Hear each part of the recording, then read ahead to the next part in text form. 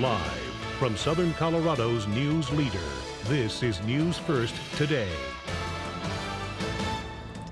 Good morning, everyone. 6 a.m. Time to roll out of bed. We'll get this Wednesday morning started together. I'm Georgianne Lambropoulos. I'm Adam Atchison. July 7th. Where's this week going? I guess Monday most people had off. So I worked. You were off, so now it feels like your Tuesday, but it's your Wednesday. It is going fast, though. Either way. Maybe you did too. So middle of the week now, and the weekend's right around the corner. Weather and traffic too to get you well prepared. You're going to want to see this forecast. It's an interesting one. It may feel like a different season out there coming up here in a few minutes. That's right. Let's get to the news though first. And a man is dead today after a motorcycle accident.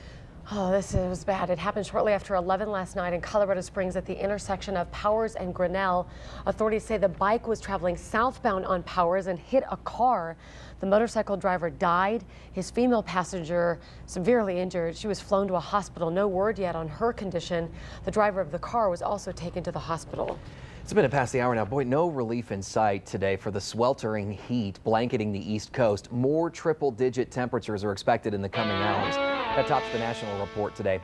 The temperature was one for the record books in New York, where it hit 103 degrees yesterday. In Philadelphia, 102. And people have been trying to find ways to cool down all over the place, like spending time at the pool and the beach as well. You can guess why. A new investigation reveals today there are more than 27,000 abandoned oil and gas wells at the bottom of the ocean in the Gulf of Mexico. According to the AP, no one is checking to see if they're leaking. BP, in the meantime, has connected a new containment vessel capable of collecting 25,000 barrels of oil a day to the well that is gushing oil right now in the Gulf. Now to our continuing coverage of the death of a 9-year-old girl in Monument. The El Paso County Sheriff's Office now says they know who she is while they still investigate how she died. They've identified the victim as Genesis Sims. This is a picture of her when she was much younger. Her body was found back in May in the basement crawl space of a Monument home. Investigators say DNA results confirm her identity. They're still looking for this little girl's father and a woman. Been looking for Monique Lynch and Hanif Sims. The sheriff's office says the two have outstanding arrest warrants in New Jersey. A couple in Fremont County continues to fight to get custody of their 3 children after their 5-month-old baby died last week. It's been ruled a medical condition to blame for the little girl's death. But before that, investigators were looking at the case as a suspicious death. So the 3 children of Renee and Richard Warren were taken from them. On Tuesday, the mother told News Force 5 how she found her little baby dead. I woke up, it was about 10 till 5. Went to the restroom, used the restroom like I normally did, and when I came back, I noticed she didn't look right.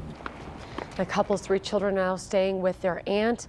In a court hearing this week, the parents were told they cannot have their children back just yet because they're facing neglect charges and they need to improve the condition of their home. Another court hearing is set for next week. 6:03 right now. This is just tragic. El Paso County Sheriff's deputies say a woman jumped to her death from the Baptist Road Bridge. Happened about 2 yesterday afternoon. El Paso County dispatchers got several 911 calls from people saying that woman had jumped onto the interstate and then was hit by a tour bus. That affected traffic in both directions of I-25, and it was slow going for about 2 hours. According to the sheriff's office, the woman left a note saying she'd lost her business about a year ago and had medical issues. Her name and age have not been released. Pueblo County Sheriff's deputies have arrested a man in a deadly stabbing. This happened early yesterday morning at a home on San Pedro Street in the Salt Creek area. The sheriff's office says 3 men got into an argument. Deputies say 37-year-old Juan Martinez and 1 other man suffered life-threatening stab wounds. Martinez died at the hospital. 21-year-old Andre Ortiz has been arrested. He faces a count of 2nd-degree murder and 1 count of attempted 2nd-degree murder. It's 4 minutes after the hour. Authorities in Pueblo took a man to jail in connection with a deadly motorcycle crash earlier this week. This is a News Force 5 follow-up. The accident happened on the south side of town near Lehigh and Regency. Police say they were trying to pull over Joseph Rodriguez, but he sped off and then crashed into a parked car. His passenger, 18-year-old Celeste Rivera, did not survive. Rodriguez was hurt, but his injuries are not life-threatening. He faces charges of reckless driving, DUI, and vehicular homicide. Jury selection is underway in El Paso County for one of 2 men accused of killing a 22-year-old last year. Kyle Scott is charged with the 2009 murder of Jason Hawley, a man with developmental disabilities. He went missing in January. His body was found in May near Seven Falls. Prosecutors believe Hawley may have been killed over a video game system. Derek Hernandez is also charged in Holly's death. 6:05 right now. An Air Force Academy graduate serving in Afghanistan has died. Captain David Wisniewski was a helicopter pilot with the 66th Rescue Squadron out of Nellis Air Force Base in Nevada. He died last week in Maryland from injuries suffered last month when his chopper went down in southeastern Afghanistan. 4 others were killed, 2 more were injured. The 31-year-old grad from the Academy graduated in 2002. He is the 13th Academy graduate killed in combat. A lighter note now, I don't know if you got to stay up watch the Rockies game last night. Apparently this was worth it. The greatest comeback, or the largest comeback, some might say, in team history. It happened last night at Coors Field. The Rocks were trailing by 6 runs entering the bottom of the 9th when they scored 9 runs. Wow. That's right, 9. And that included a 3-run walk-off home run by Seth Smith to win the game against the St. Louis Cardinals 12-9. See what happens tonight. Doesn't look like there were that many people left when that happened, but I bet at the end of the game they thought, forget it. probably heard cheering from the parking lot. Thought, what am I missing? Kicking themselves.